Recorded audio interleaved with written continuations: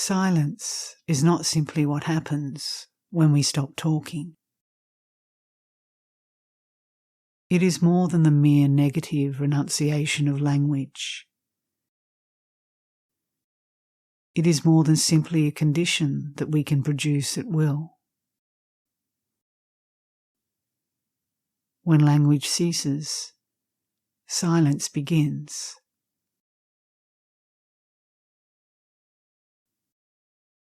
But it does not begin because language ceases. The absence of language simply makes the presence of silence more apparent.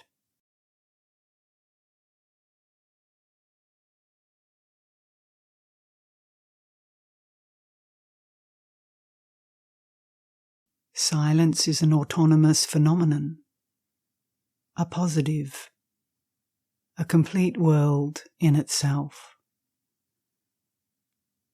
Silence has greatness simply because it is. And that is its greatness, its pure existence.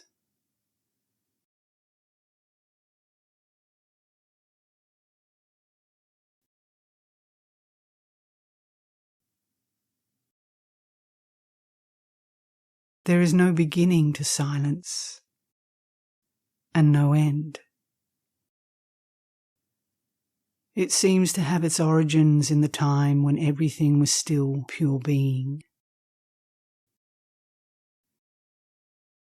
It is like uncreated, everlasting being.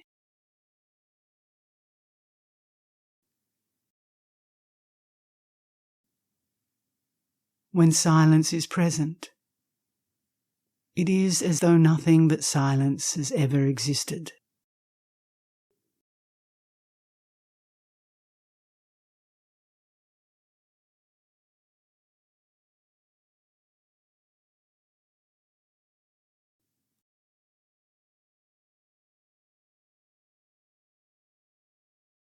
Silence is not visible, and yet its existence is clearly apparent. It extends to the farthest distances. Yet it is so close to us that we can feel it as concretely as we feel our own bodies.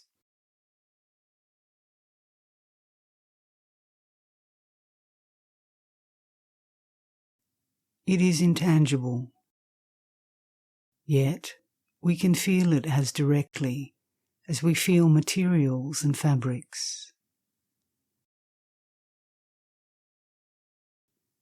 It cannot be defined in words, yet it is quite definite and unmistakable.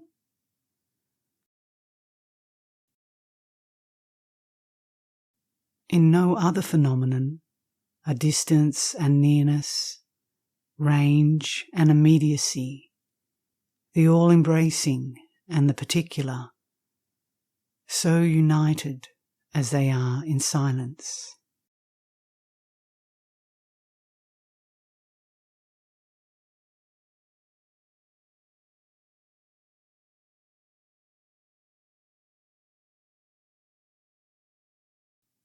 Silence is the only phenomenon today that is useless. It does not fit into the world of profit and utility. It simply is.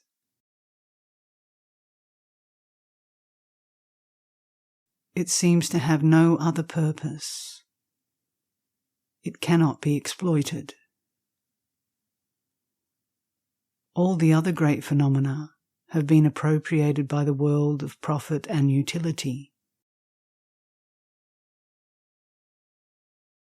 Even the space between heaven and earth has become a mere cavity for aeroplanes to travel through.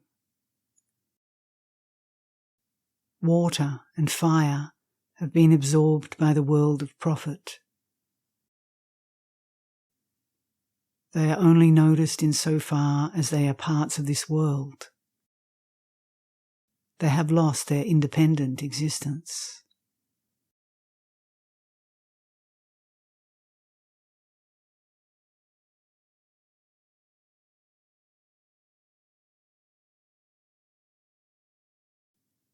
Silence, however, stands outside the world of profit and utility. It cannot be exploited for profit. You cannot get anything out of it. It is unproductive. Therefore, it is regarded as valueless.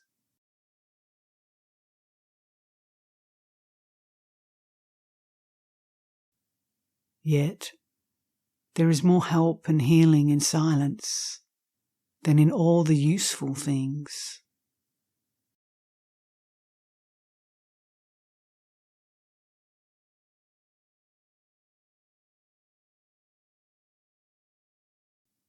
Purposeless, unexploitable silence suddenly appears at the side of the all too purposeful and frightens us by its very purposelessness.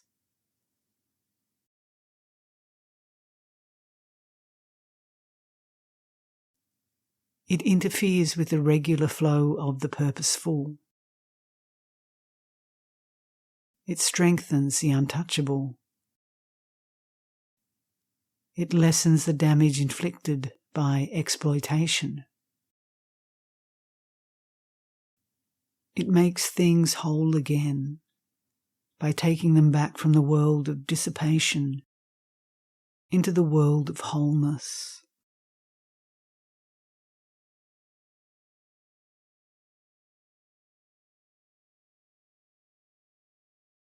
It gives things something of its own holy uselessness.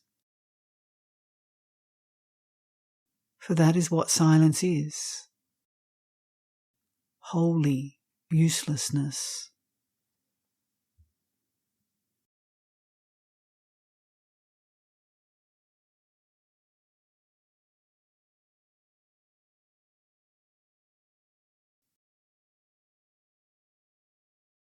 Here in silence is the holy wilderness, because the wilderness and the building of God are one.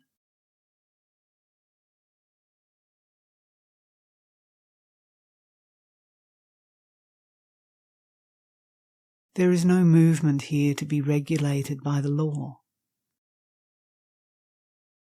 Existence and activity are one in silence.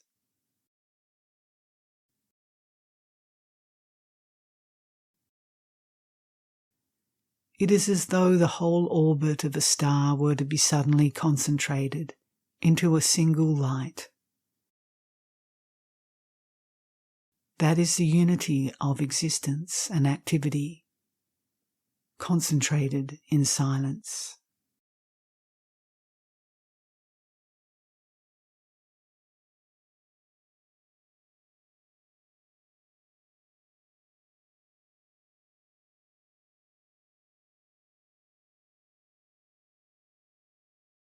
Silence gives to things inside it something of the power of its own autonomous being. The autonomous being in things is strengthened in silence. That which is developable and exploitable in things vanishes when they are in silence. Through this power of autonomous being, silence points to a state where only being is valid. The state of the divine in things is preserved by their connection with the world of silence.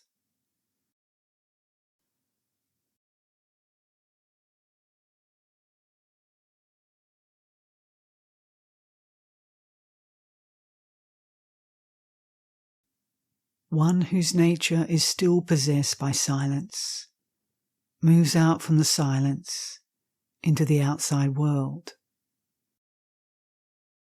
The silence is central in them. In the world of silence, movement is not directly from one person to another, but from the silence in one to the silence in the other.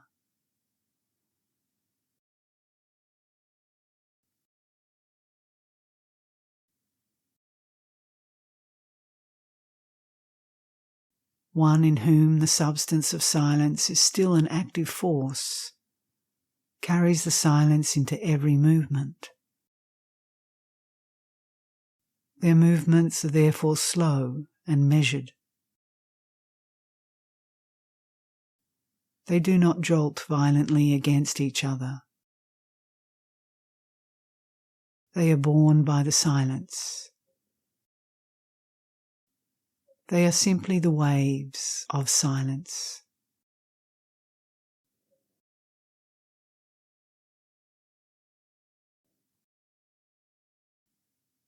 There is nothing vague and undefined about such a person. Nothing vague about their language. The fact that their movement and their words are made individually distinct from one another by the intervening silence makes their whole personality clearer than if the silence were not there at all, and the person and their words were all part of one continuous noise.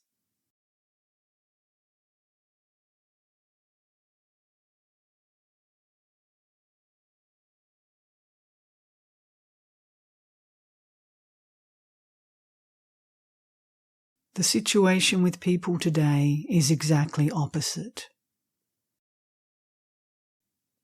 The primary factor is movement for its own sake. Movement that hits a definite target only by accident. Movement that happens before it has been decided why it is happening. Movement that is always ahead of a person themselves. So far ahead that they have to jump to catch up with it. To jump so far ahead of themselves that they cannot help jumping into other people, and so making themselves and other people nervous.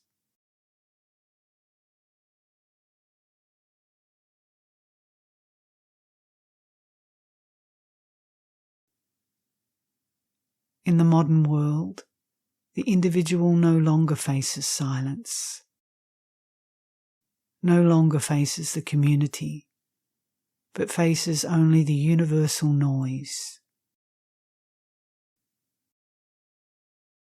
The individual stands between noise and silence. They are isolated from noise and isolated from silence. They are forlorn.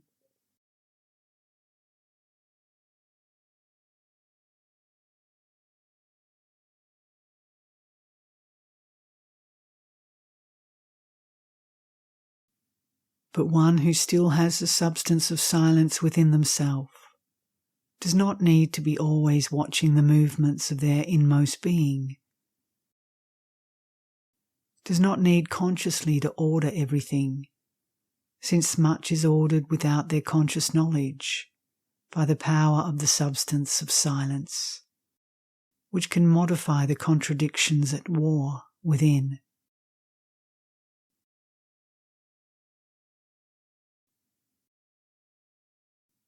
Such a person may possess qualities that are incompatible and yet avoid a crisis. For there is room for contradictions within the substance of silence.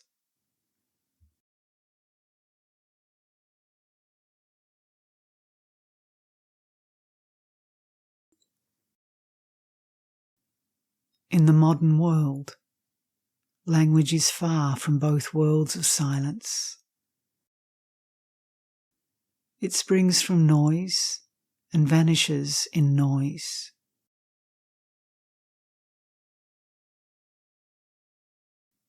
Silence is today no longer an autonomous world of its own. It is simply the place into which noise has not yet penetrated. It is a mere interruption of the continuity of noise, like a technical hitch in the noise machine.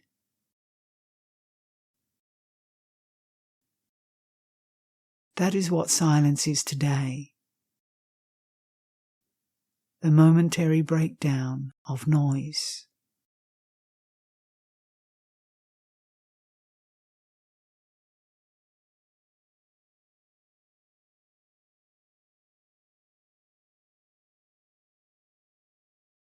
The other silence, the silence of death, is also absent in language today, just as real death is absent in the modern world.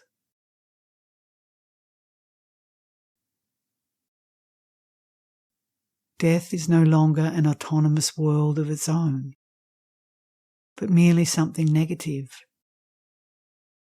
the extreme end of what we call life. Life emptied to the last dregs.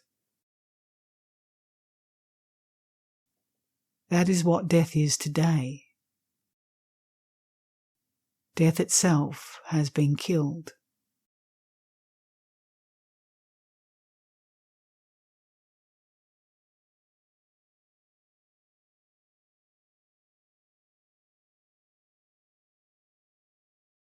When language is no longer related to silence, it loses its source of refreshment and renewal, and therefore something of its substance.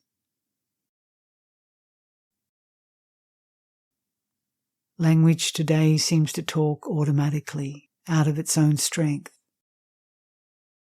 and emptying and scattering itself, it seems to be hastening to an end.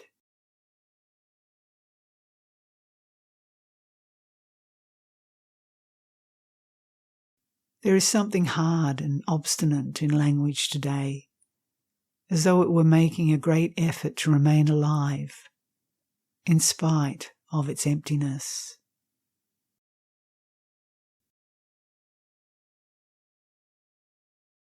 There is also something desperate in it, as though it were expecting its emptiness to lead it to a relentless end. And it is this alternation of obstinacy and despair which makes it so restless.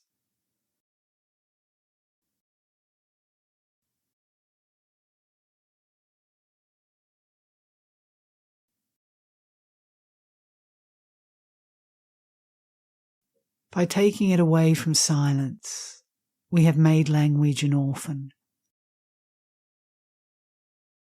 The tongue we speak today is no longer a mother tongue, but rather an orphaned tongue.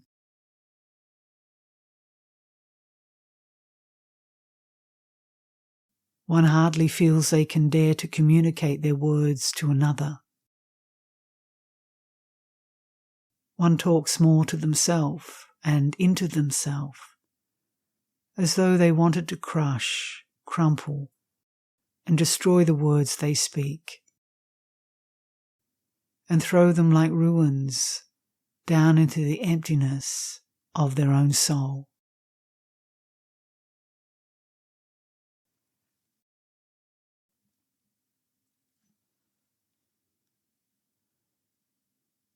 It is only in the language of the poets that the real word, the word connected with silence, still sometimes appears. It is like a ghost, full of sadness that it is only a ghost and must disappear again. Beauty is the dark cloud in which such words appear, only to disappear again.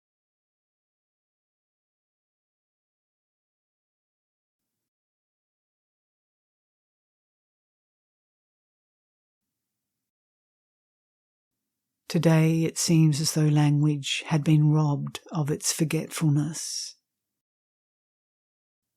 Every word is present somewhere in the general noise of words around us, And so there is no forgiving in the world today, since now one can never get rid of a word or a thing. It is always bound to turn up again somewhere.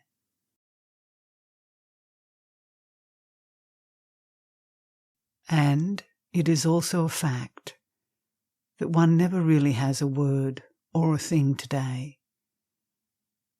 And that is why people are so nervous.